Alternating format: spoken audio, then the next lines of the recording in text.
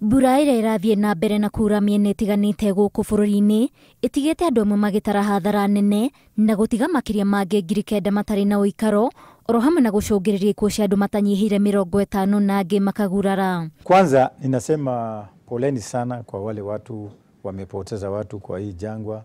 Tumepoteza watu 50 tayari kwa hii janga ya floods. Watu zaidi ya 20 wameshaumia, wengine 3 hawajulikani mali wako. Zaidi ya familia 9,000 wamepoteza kwao. Baadhi ya hizo families wengi zaidi wale wameharibiwa mali na manyumba ni hapa Nairobi. I already told the National Youth Service to provide some land for us to relocate some of the people who are in the most dangerous parts of Nairobi. I had a conversation with Governor yesterday. I had a conversation with the DG of NIS. I had a conversation with the Ministry of ASAL and the CS Malonza.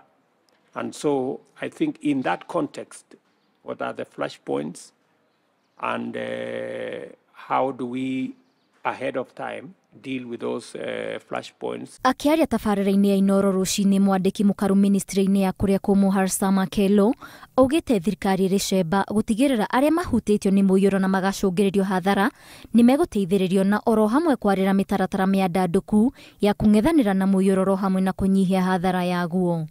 Kwa hivyo kama serikali tunasema poleni sana, na serikali iko tayari kuhakikisha kwamba rescue efforts itafanywa, relief support itafanywa, na baadaye strategies ya reconstruction ya kusaidia watu wale wameathirika itawekwa. Governor wa Nairobi Johnson Sakaja augĩte tabarĩra ya kaunti ya Nairobi ĩrĩa inanĩtio ta The Green Army ĩrĩ ihenyainĩ rĩa gũtigĩrĩra atĩ nĩ yahingũra mĩtaro ya gũte maĩ ma gĩkuo nĩ ũndũ wa mũiyũro wa maĩ makĩria mĩkĩra-inĩ ya barabara. Mitaro drainage, niko na vijana 3,500 ambao kila siku hufungua drainage. In fact kama hawangekuwa tungekuwa sasa kama hiyo Dubai.